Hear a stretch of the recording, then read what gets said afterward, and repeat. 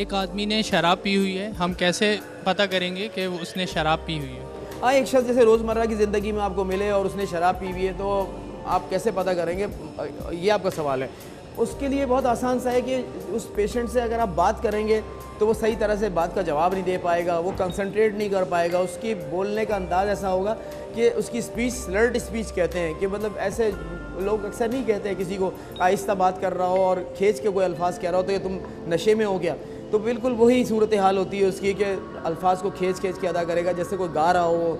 और दूसरी बात ये है कि उसको सर में दर्द हो रहा होगा, मेंटल कन्फ्यूजन होगा, सीधी तरह चल नहीं पाएगा वो। अगर आप उससे कहेंगे कि उंगली को नाक पर लगाओ, इस तरह नाक की टिप पे लगाओ, लगा नहीं पाएगा। छोटे काम वो कर नहीं सकेगा, जैसे आप उससे कहेंगे बटन काज में डालो तो बटन नहीं लगा पाएगा, घड़ी अपनी बंद नहीं कर पाएगा।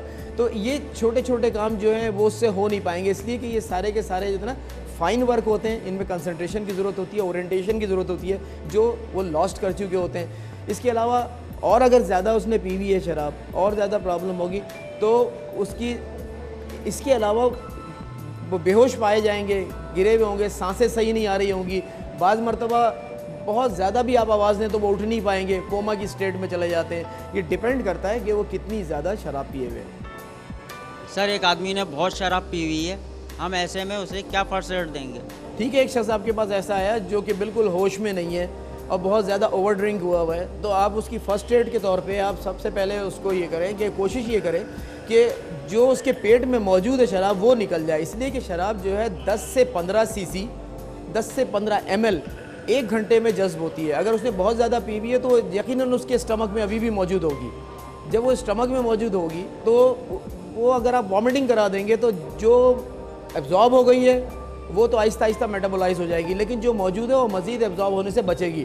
तो उसको वॉमिटिंग करा दें, आप उसे पानी पिलाएं बहुत ज़्यादा, उसको वॉमिटिंग करा दें। अगर वो होश में नहीं है तो एक ट्यूब आती है रॉयल्स ट्यूब के नाम से, उसे डाल दें स्टमक में और सोडा बाइकार्ब पानी में मिलाकर उससे वॉश कीजिए और वो उसका स्टमक वॉश करके वो तमाम जो अल्कोहल अभी मौजूद है उसके स्टमक में, जो अभी एब्जॉर्ब नहीं हुई है, जबकि वो एब्जॉर्ब होगी तो अपने मुज़िर असरात मुरतब करेगी, जो एब्जॉर्ब नहीं हुई है उसको आप निकाल दें और जो एब्जॉर्ब हुई हुई है वो आहिस्ता आहिस्ता मेटाबोलाइज हो जाएगी। इसके लिए ये करें, पेशेंट को अगर होश में आ जाए कॉफ़ी पिलाएं, चाय पिलाएं। ठंडे हो रहे होते हैं पेशेंट, कोल्ड क्लाइमी हो रहे होते हैं, आप उन्हें ब्लैंकेट दें, ड्रिप लगाइए उसको ताकि वो जल्दी वॉश आउट हो जाए यूरिन के ज़रिए। दो ही सूरतें होती हैं इसके शराब के निकलने की, पहले तो ये लिवर में जाती है, वहाँ मेटाबोलाइज होती है, इसके बाद या तो सांसों के थ्रू या फिर यूरिन के ज़रिए। तो अगर आप ड्रिप लगा देंगे, उसको पानी ज़्यादा पिलाएंगे तो वो यूरिन के ज़रिए निकल जाएगी। और जहाँ तक इस चीज़ का ताल्लुक है कि उसके मुज़िर अख्तरात ना हो स्टमक पे, तो आप उसको सोडा बाइकार्ब से वॉश कर दें। सर, कच्ची शराब क्या होती है और उसके नुकसानात क्या हैं? मैंने आपको बताया था शुरू में कि इथाइल अल्कोहल और मिथाइल अल्कोहल, दो अल्कोहल में हम डिवाइड करते हैं मेजर। इथाइल अल्कोहल तो वो है जिसको मुख्तलिफ़ कंसनट्रेशंस में, जैसे मैंने आपको बतलाया कि वाइन है, जिन है, रम है, विस्की है, ब्रांडी है, बियर है, इनमें डिवाइड किया है। लेकिन जो मिथाइल अल्कोहल है वो पीने के लिए बिल्कुल नहीं होती। ये जो पेंट बनाना, डाइज, पेंट, वार्निश, यानी हार्डवेयर की जो गुड इस्तेमाल में आती है, हार्डवेयर की जितनी चीज़ें होती हैं अक़साम, उनमें इस्तेमाल के लिए आती है और ये बहुत टॉक्सिक होती है। ये अगर थोड़ी सी भी पी ली जाए, 2 से 4 आउंस टॉक्सिक डोज होती है इसकी, बहुत ज़्यादा डेडली होती है। और अगर ये थोड़ी सी डोज में भी पी ली जाए तो ये बॉडी में जाके फॉर्मिक एसिड और फॉर्मल्डिहाइड में कन्वर्ट हो जाती है। ये दोनों बड़े डेडली पॉइजन हैं और ये न सिर्फ इंसान के जिस्म पे असर करते हैं, असरात इसके भी वही होते हैं जैसे मैंने आपको इथाइल अल्कोहल का बतलाया कि पेशेंट को नौजिया शुरू हो जाएगा, उल्टियाँ आने लगेंगी, चक्कर आने लगेंगे, घबराहट होने लगेगी, चला नहीं जाएगा उससे, बोलने में उसकी ज़बान लड़खड़ाने लगेगी।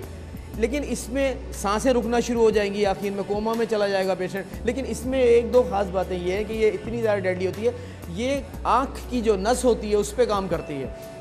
तो ये ऑप्टिक न्यूराइटिस करता है, जिसकी वजह से पेशेंट को कुछ देर के लिए देखना बंद हो जाता है। आपने अखबार में पढ़ा होगा, एक गांव में कच्ची शराब पीने के बाद लोग देखना बंद, आंखें देखने की सलाहियत से महरूम हो गए थे। वो इसीलिए कि इसकी एक तो ये क्रूड फॉर्म में होती है, इसकी परसेंटेज का ही उन्हें अंदाज़ा नहीं होता बनाने वालों को किस तरह बना रहे हैं। ये वुड ऑयल वगैरह इन चीज़ों से मिलके बनती है जो कि बहुत डेडली होते हैं। जब ये पी लेते हैं तो ये आँख की जो नस होती है उस नस पे असर करती है और वो नस काम करना छोड़ देती है। बाज़ मरतबा पार्शियल ब्लाइंडनेस होती है और बाज़ मरतबा कंप्लीट ब्लाइंडनेस कर देती है।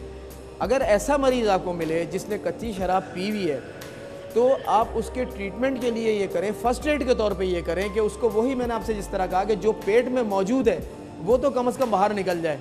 जो उसने पी ली है चली गई सिस्टम में, सिस्टमिक इफेक्ट कर रही है, लेकिन क्योंकि 24 से 36 घंटे इसका पीरियड होता है, फेटल पीरियड, जिस दौरान ये सारे असरात हो रहे होते हैं, तो एब्जॉर्प्शन भी इसकी स्लो होती है। तो अगर आपके पास 1 घंटे के अंदर पेशेंट आ गया तो आप अंदाज़ा लगा लें कि इसके अंदर अगर इसने बहुत ज़्यादा पी हुई है तो आधी से ज़्यादा तो अभी भी इसके पेट में मौजूद होगी। तो आप ये करें कि उसको वॉमिटिंग के लिए करें, और ये इतनी ज़बरदस्त एसिडोसिस करती है तो इसके लिए आपको एक अल्कलाइन मीडिया प्रोवाइड करना होता है, जो कि आप सोडा बाइकार्ब के ज़रिए कर सकते हैं। कि अगर आपके पास कुछ नहीं है, ना रॉयल्स ट्यूब है, ना स्टमक वॉश करने का कोई सामान है, तो आप पेशेंट को प्लेंटी ऑफ वाटर दें, उसमें 4 ग्राम सोडा बाइकार्ब डालें और हर 15 मिनट के बाद उसको देते रहें जब तक कि उसको वॉमिटिंग नहीं हो जाती या फिर उसकी तबीयत बहाल नहीं हो जाती। इसको फिर बाद में जाके कुछ और वक्फे से बढ़ा देते हैं, पहले 15-15 मिनट से देते हैं 4 ग्राम सोडा बाइकार्ब, उसके बाद इसको आधे घंटे से देना शुरू करते हैं। और सबसे बेहतर ये है कि जब आपको ऐसा मरीज़ मिले, आप फर्स्ट एड तो उसकी शुरू कर दें, उसको कन्वेंस लें, गाड़ी में ले जाएँ, लेकिन उस दौरान इसको ये सब फर्स्ट एड देते रहें और उसे कोशिश करें कि करीबी अस्पताल में पहुंचाएं, क्योंकि ऐसे मरीज़ रेस्पिरेटरी फेलियर में जा सकते हैं, यानी उनकी सांसें रुक सकती हैं, उनका दम घुट सकता है, तो उन्हें ऑक्सीजन की ज़रूरत हो सकती है और मज़ीद हॉस्पिटलाइजेशन की ज़रूरत हो सकती है, ताकि वो 24 घंटे वहाँ पर ऑब्जर्वेशन में रहें। और जो भी असरात बाद में भी मुरतब होने वाले हैं, जो उन्होंने पी ली है शराब, जो जज्ब हो गई है उनके सिस्टम में, तो उसके लिए उन्हें प्रॉपर हॉस्पिटल के लिए ज़रूर पहुँचाएँ। इसलिए कि सारा काम फ़र्स्ट एड से इसमें नहीं होता। फ़र्स्ट एड सिर्फ इसीलिए कि वो जो वक्फ़ा है घर से लेके अस्पताल तक पहुंचाने का, उसमें जो मुज़िर असरात होते हैं वो कम हो जाएं, इसलिए कि जो स्टमक में रह गई है वो अस्पताल तक जाने तक एब्जॉर्ब हो सकती है, आप उसको बाहर निकाल दें फर्स्ट एड के तौर पे और पेशेंट को प्रॉपर अस्पताल पहुंचाएं। किसी पेशेंट को प्रॉपर अस्पताल में जल्द अज जल्द पहुंचाना भी फर्स्ट एड ही में शामिल होता है। आप बताइए शेखर। सर, हमारे माशरे में शराब आम हो रही है, इसकी लत को कैसे छोड़ा जा सकता है? बिल्कुल, देखें, किस चीज़ की लत को नहीं छोड़ा जा सकता? सिगरेट की लत को छोड़ा जा सकता है, शीशे की लत को छोड़ा जा सकता है, अफीम की लत को, चरस की लत को, सारे छोड़ सकते हैं आप। लेकिन इसके लिए सबसे पहला काम यह है कि आप क़ुव्वत इरादी से काम लें, आप अपना इरादा मजबूत बनाएं। सबसे पहले आप इरादा करें कि मैंने ये काम करना है और उस पर कायम रहें। और दूसरा काम ये होता है इरादे के बाद कि आप उस कंपनी को छोड़ें जिनके साथ आप रहते हैं, क्योंकि ये सारी जितनी नशे की मुज़िर ये लतें हैं, ये सारी की सारी कंपनी की वजह से होती हैं। जो आपके साथ रहते हैं, जो आपके दोस्त होते हैं, रिश्तेदार होते हैं, जो खुद इसमें मुलविस होते हैं, वो आपको इसमें इसी लत की तरफ ले जाते हैं। और आपको अगर छोड़ना भी है तो आप उन लोगों से अलहदगी इख्तियार करें जो इस लानत में मुब्तला हैं। तो सबसे पहला काम ये करें, आप अपना इरादा मजबूत करें। दूसरा, उन लोगों से अलहदगी इख्तियार। और तीसरा काम ये है कि आप जो है अब जो छोड़ने के लिए जो दुश्वारियाँ पेश आएँ उसके लिए आप किसी डॉक्टर से रुजू करें। वो डॉक्टर आपको बतला देंगे कि इसके लिए ये ट्रीटमेंट करना है और ये सब कुछ, इसका इतने दिन का ट्रीटमेंट होगा, इस तरह से होगा।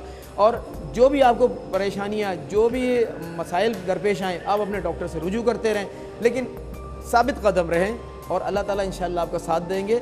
और छोड़ने में कोई प्रॉब्लम नहीं है, बिल्कुल छोड़ी जा सकती है, लेकिन मैंने आपको बताया, बस आप इरादा मजबूत करें, अल्लाह आपका ज़रूर साथ देंगे।